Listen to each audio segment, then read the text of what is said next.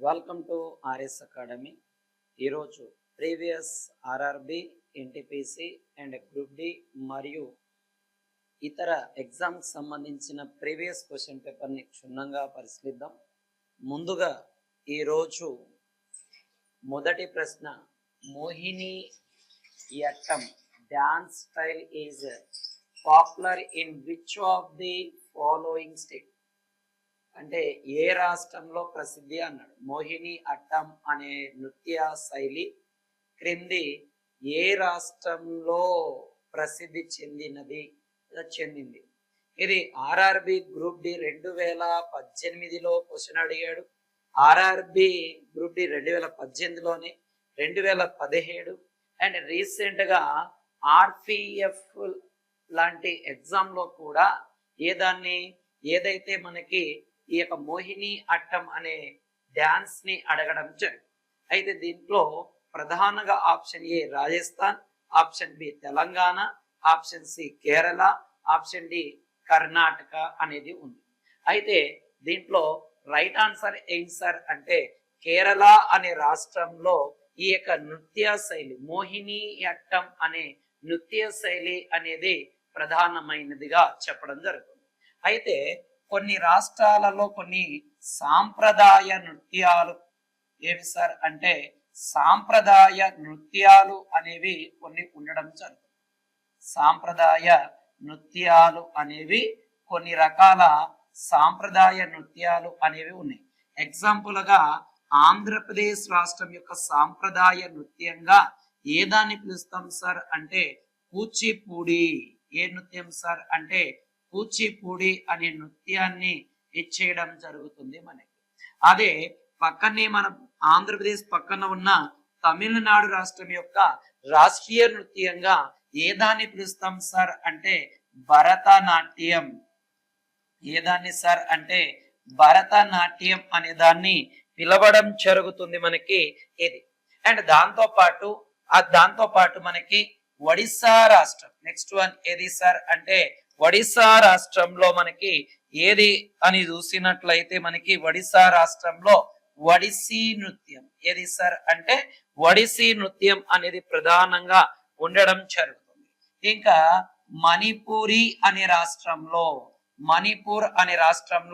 మణిపురి అనే నృత్యం అనేది కూడా ఉండడం జరుగుతుంది.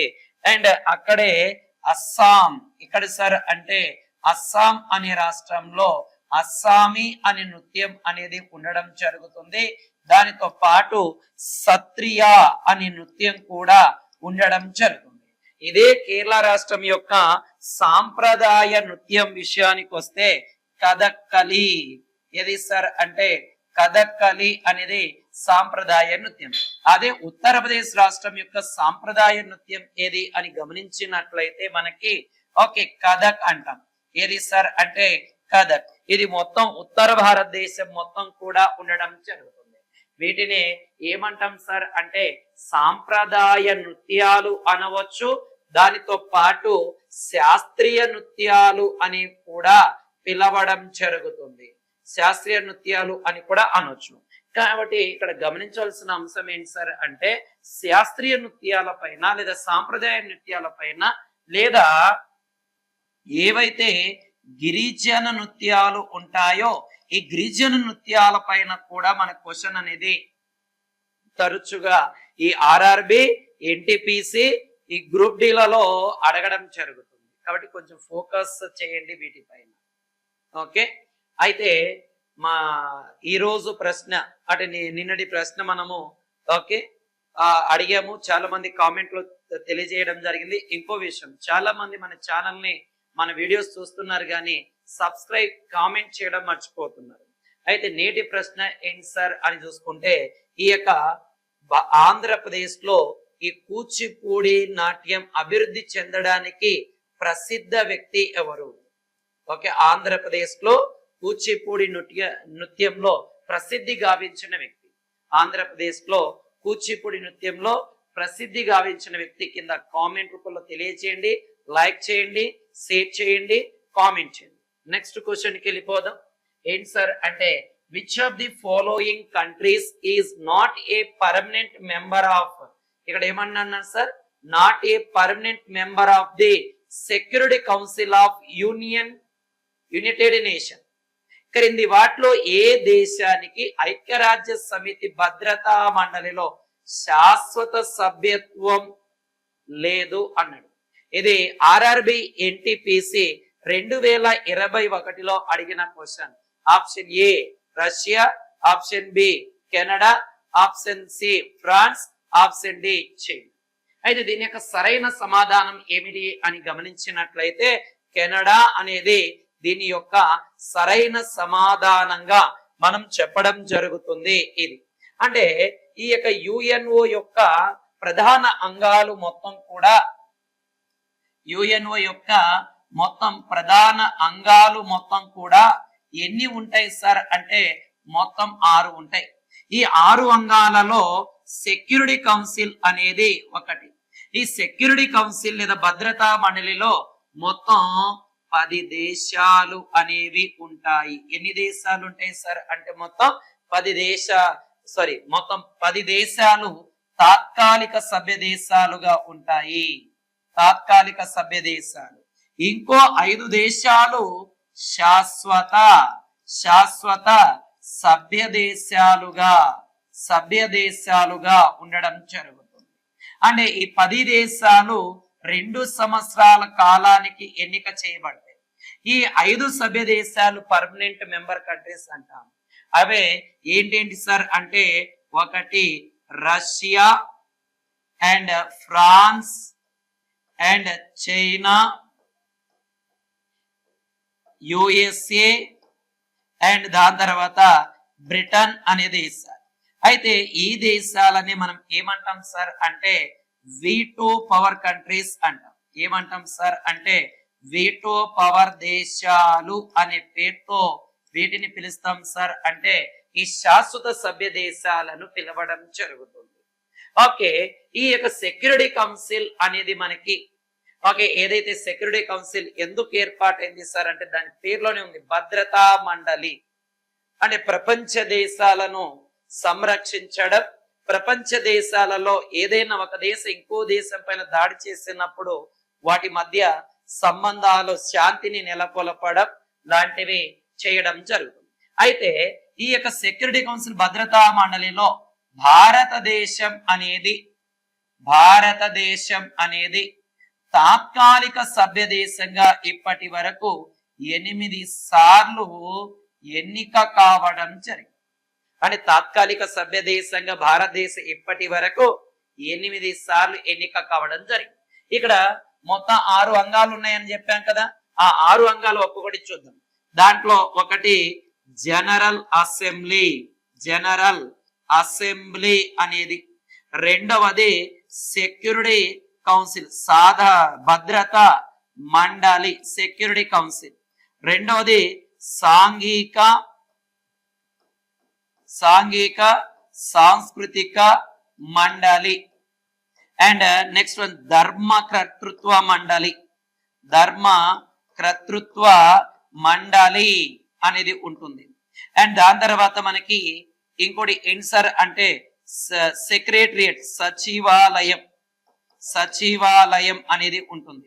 నెక్స్ట్ వన్ ఏముంటుంది సార్ అంటే మనకి okay international court of justice అంతర్జాతీయ న్యాయస్థానం అనేది ఉండడం జరుగుతుంది. అంతర్జాతీయ న్యాయస్థానం అనేది ఉంటుంది. అయితే జనరల్ అసెంబ్లీ, భద్రతా మండలి, సాంఘిక సాంస్కృతిక మండలి, ధర్మకర్తృత్వ మండలి, సచివాలయం వీటి యొక్క 5 యొక్క ప్రధాన కార్యాలయం ఎక్కడుంటాయి సార్ అంటే న్యూయార్క్ అనే ప్రాంతంలో ఉండడం జరుగుతుంది. అదే అంతర్జాతీయ న్యాయస్థానం యొక్క ప్రధాన కార్యాలయం ఎక్కడుంటుంది సార్ అంటే మనకి నెదర్లాండ్ లోని ది హేగ్ అనే ప్రాంతంలో ఉండడం జరుగుతుంది. ఇది కూడా కొద్దిగా జాగ్రత్తగా దీనిపైన ఫోకస్ చేయండి. అయితే యుఎన్ఓ అంటున్నాం, యునైటెడ్ నేషన్ ఆర్గనైజేషన్ అంటున్నాం. ఇది 1945 అక్టోబర్ 24వ తారీఖున ఈ యొక్క యుఎన్ఓ అనేది ఓకే ఏది సార్ అంటే న్యూయార్క్ కేంద్రంగా ఏర్పాటు అవ్వడం జరిగింది.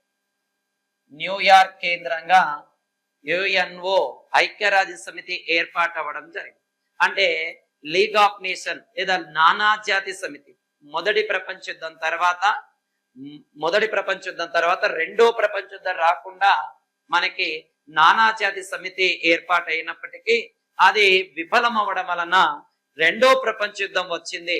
ఈ రెండో ప్రపంచ యుద్ధం తర్వాత మూడో ప్రపంచ యుద్ధం రాకుండా 1945 అక్టోబర్ 24న బ్రిటన్ ప్రధానమంత్రి అయిన విన్స్టన్ చర్చిల్ గారు అండ్ దాని తర్వాత అక్కడి నుంచి అమెరికా అధ్యక్షుడైన ఎఫ్డి రూజ్వెల్ట్ ఇద్దరు కలిసి ఈ యొక్క ఐక్యరాజ్య సమితి ఏర్పాటు చేయడంలో ప్రముఖ పాత్ర పోషించడం జరిగింది. అయితే ఈ యొక్క ఏదైతే యుఎన్ఓలో మొత్తం 193 దేశాలు ప్రస్తుతం సభ్య దేశాలుగా ఉన్నాయి. ప్రారంభంలో అంటే 1945 అక్టోబర్ 24న 50+1 ఈజ్ ఈక్వల్ టు 51 దేశాలు ప్రారంభ సభ్య దేశాలు. అయితే ప్రజెంట్ యుఎన్ఓలో 193 దేశాలు దీంట్లో సభ్య దేశాలుగా ఉండడం జరుగుతుంది. కొద్దిగా జాగ్రత్తగా దీనిపైన ఫోకస్ అయ్యింది. ఓకే, నెక్స్ట్ క్వశ్చన్ కి వెళ్ళిపోదాం. ఏంటి సార్ అంటే క్రింది వాటిలో ఏది బంగాళాఖాతంలో కలుస్తుంది? Which of the following river drains into the Bay of Bengal. క్రింది వాటిలో ఏ నది బంగాళాఖాతంలో కలుస్తుంది? ఆర్ఆర్బి ఎన్టీపీసీ 2022లో అడిగిన question. Option A Godavari, option B Narmada, option C Luni, option D Tapi. Okay, Tapati లేదా తాపి లేదా తపతి అనుకోండి. ఓకే, దీని యొక్క రైట్ ఆన్సర్ ఏంటి సార్ అంటే గోదావరి అనేది ఉండడం జరుగుతుంది. గోదావరి అనేది మనము చూడవచ్చు. అయితే బంగాళాఖాతంలో కలిసి ఒకసారి దీన్ని నీట్గా చూపిస్తాను చూడండి. నేను ఇలాగా భారతదేశం ఉంది అనుకుంటే, ఇలాగ భారతదేశం ఉంది అని గమనించినట్లయితే గోదావరి నది అనేది పశ్చిమ కనుమల్లో మహారాష్ట్రలోని నాసిక్ జిల్లాలో, ఓకే మహారాష్ట్ర నాసిక్ జిల్లాలో ఓకే ఈ ప్రాంతంలో త్రయంబకేశ్వరం అనే ప్రాంతం వద్ద జన్మించి ఇలాగ ప్రయాణిస్తూ వెళ్ళి బంగాళాఖాతంలో కలుస్తుంది ఆంధ్రప్రదేశ్ లో. అంటే ఇలాగ కలిసేటప్పుడు ఈ గోదావరి నది అనేది 7 పాయలుగా చీలిపోవడం జరుగుతుంది. మనకి ఏది సార్ అంటే గోదావరి నది అంటే 7 పాయలుగా చీలిపోతుంది. ఏది సార్ అంటే గౌతమి, వశిష్ఠ, వైనతేయ, తుల్య, భరద్వాజ, కౌశిక, ఆత్రేయ అని 7 పాయలుగా చీలి బంగాళాఖాతంలో కలుస్తుంది. మొత్తం దాదాపుగా గోదావరి నది 1465 కిలోమీటర్ల దూరం ఏది ప్రయాణిస్తుంది సార్ అంటే ఈ గోదావరి నది ప్రయాణించి ఎక్కడ మనకి బంగాళాఖాతంలో ఆంధ్రప్రదేశ్ వద్ద కలిసిపోవడం జరుగుతుంది. ఈ గోదావరి యొక్క ఏది సార్ అంటే గౌతమి వశిష్ఠాల మధ్య ఉన్న ప్రాంతాన్ని మనము కోనసీమ అనే పేరుతో కూడా పిలుస్తాం. ఇటీవల ఆంధ్రప్రదేశ్ లో 2022 ఏప్రిల్లో కోనసీమ డాక్టర్ బిఆర్ అంబేద్కర్ కోనసీమ జిల్లాను కూడా ఏర్పాటు చేయడం జరుగుతుంది. అంటే గతంలో ఈ ఆంధ్రప్రదేశ్ తెలంగాణ 2014లో విడిపోయినప్పుడు ఈ ఆంధ్రప్రదేశ్ లో ఉన్న 13 జిల్లాలను 26 జిల్లాలుగా ఏర్పాటు చేశారు. దాంట్లో డాక్టర్ బిఆర్ అంబేద్కర్ కోనసీమ జిల్లా అనేది ఒకటి. మనకి నెక్స్ట్ వన్ నర్మదా. ఎక్కడ మనకి ఈ యొక్క వింధ్యా పర్వతాల్లో పుట్టి ఇలాగ ప్రయాణిస్తూ ఓకే ఎక్కడ సార్ అంటే మనకి అరేబియా సముద్రంలో కలిసిపోవడం జరుగుతుంది. ఏ నది సార్ అంటే నర్మదా. అండ్ తపతీ నది కూడా సేమ్ అక్కడే ఇలాగ మధ్యప్రదేశ్ లో పుట్టి సేమ్ అరేబియా సముద్రంలోనే కలుస్తుంది. ఇంకో లోని విషయానికి వస్తే మనము ఎక్కడ సార్ అంటే ఆరావళి పర్వతాల దగ్గర జన్మించి కొంత దూరం ప్రయాణించిన తర్వాత రాజస్థాన్ గుజరాత్ సరిహద్దుల్లో అంతర్భూభాగంలో అంటే భూమిలోకి ఇంకిపోవడం జరుగుతుంది. అంటే ఇదొక అంతర్భూభాగ నది. అంటే ఇక్కడ మనకి బంగాళాఖాతంలో కలిసే నది ఏది అంటే గోదావరి. మిగిలిన నదులు ఎక్కడ కలుస్తున్నాయి ఏంటి అనేది కూడా మనం చూడడం జరిగింది. ఇంకోటి గోదావరి నది యొక్క ఇంపార్టెంట్ ఆన్సర్ అంటే భారతదేశంలో 2వ పొడవైన నది అని కూడా పిలవచ్చు. 2వ పొడవైన నది. అండ్ ఇంకో విషయానికి వస్తే మనకి గోదావరి నది దక్షిణ భారతదేశంలో దక్షిణ భారతదేశంలో అతి పెద్ద నది లేదా పొడవైన నది ఈ యొక్క గోదావరినే ఏమంటాం సార్ అంటే దక్షిణ గంగా. ఏమంటాం సార్ అంటే దక్షిణ గంగా అండ్ వృద్ధ గంగా. ఓకే, వృద్ధ గంగా అనే పేరుతో పిలుస్తాం. అదే నీటి పరిమాణ పరంగా దక్షిణ గంగా అని ఏ దాన్ని పిలుస్తాం సార్ అంటే కావేరీ నదిని. ఎందుకంటే సంవత్సరంలో 10 నెలల పాటు అంటే ఈశాన్య అండ్ నైరుతి ఋతుపవనాల వలన వర్షపాతం పొందే ఏకైక నది కూడా మనకి ఏది సార్ అంటే కావేరీ నది. కాబట్టి దాన్ని కొంచెం జాగ్రత్తగా గుర్తుపెట్టుకోండి. ఇంకా నర్మదా విషయానికి వచ్చేసరికి మనకి ఏది సార్ అంటే నర్మదా నది విషయానికి వచ్చేసరికి మనకి ఏమవుతుంది సార్ అంటే పశ్చిమ వైపు ప్రవహించే నదులలో అతి పెద్ద నది ఏది సార్ అంటే నర్మదా నది అనేది పిలవడం జరుగుతుంది మనకి ఇది.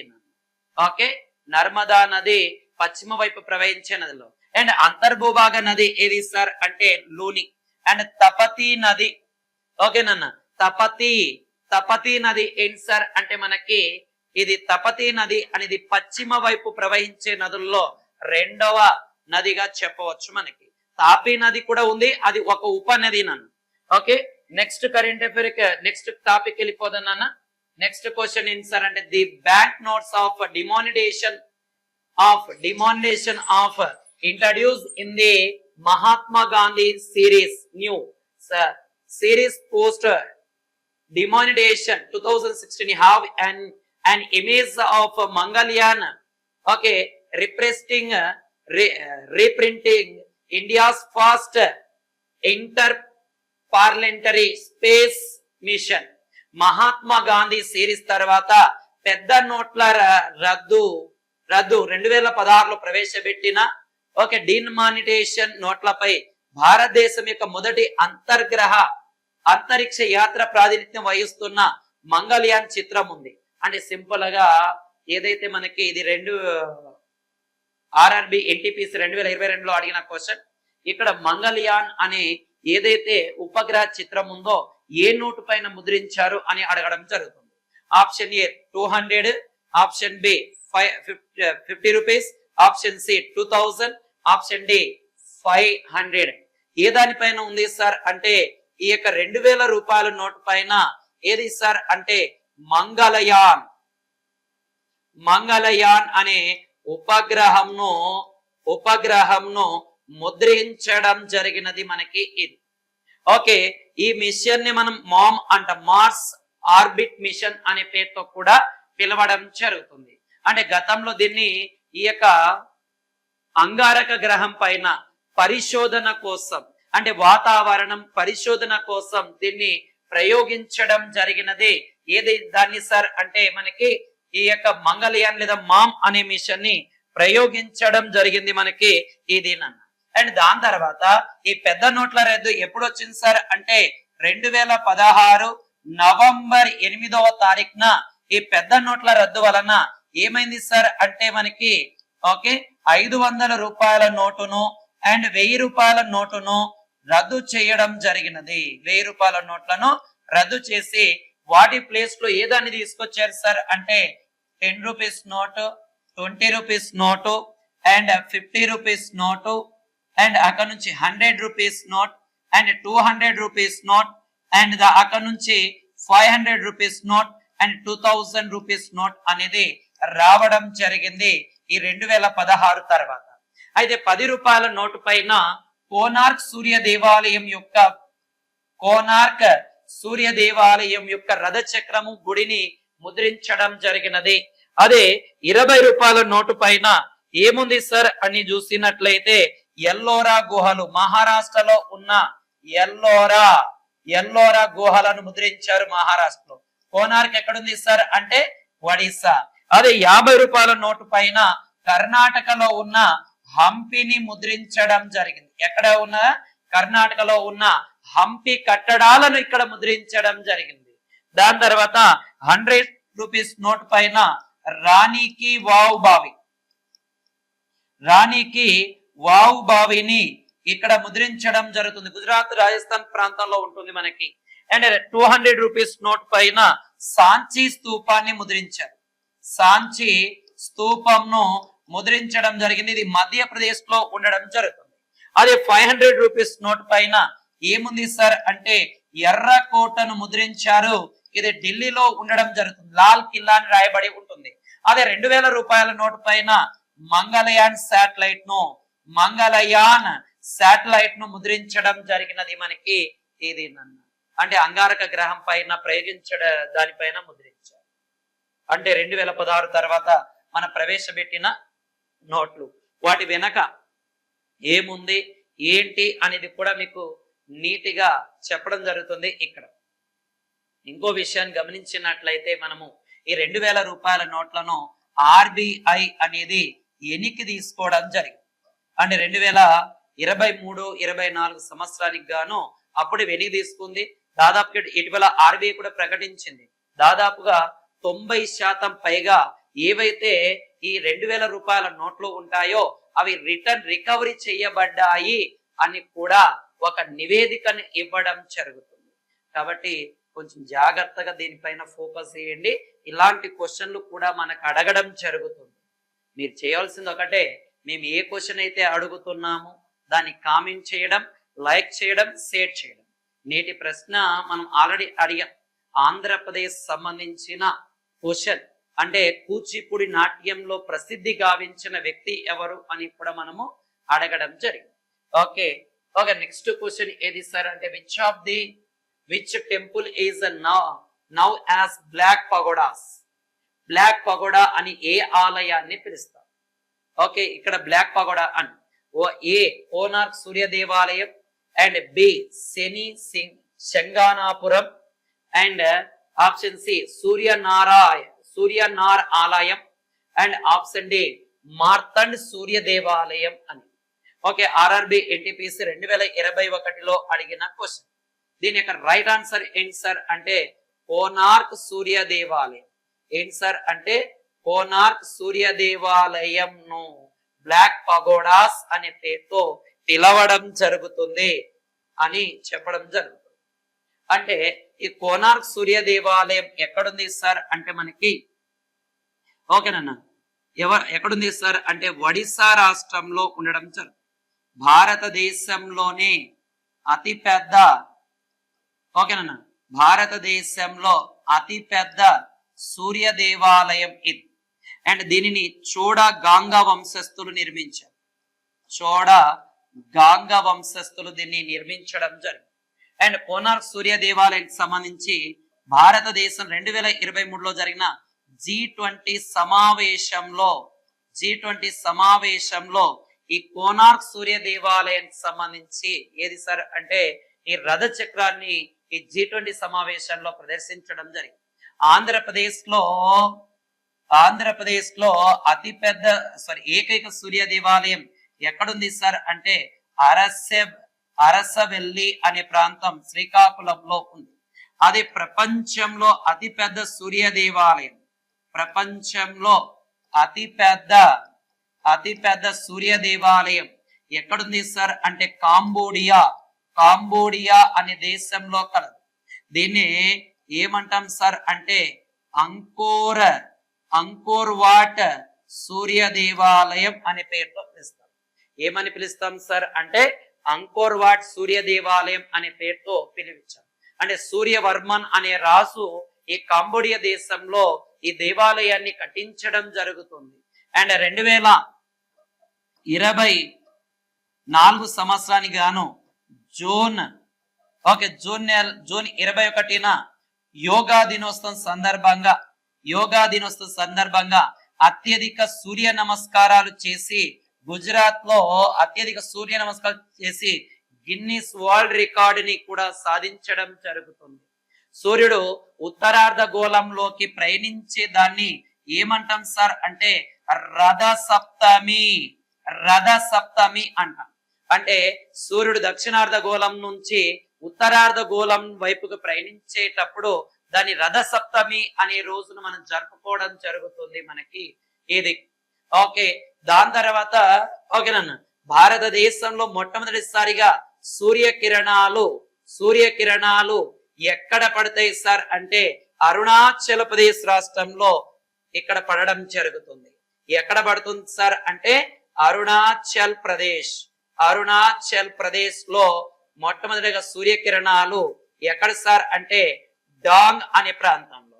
అదే ప్రపంచంలో మొట్టమొదటిసారిగా సూర్యకిరణాలు ఎక్కడ సార్ అంటే జపాన్ అనే దేశంలో టోంగా అనే దీవుల్లో పడడం జరుగుతుంది.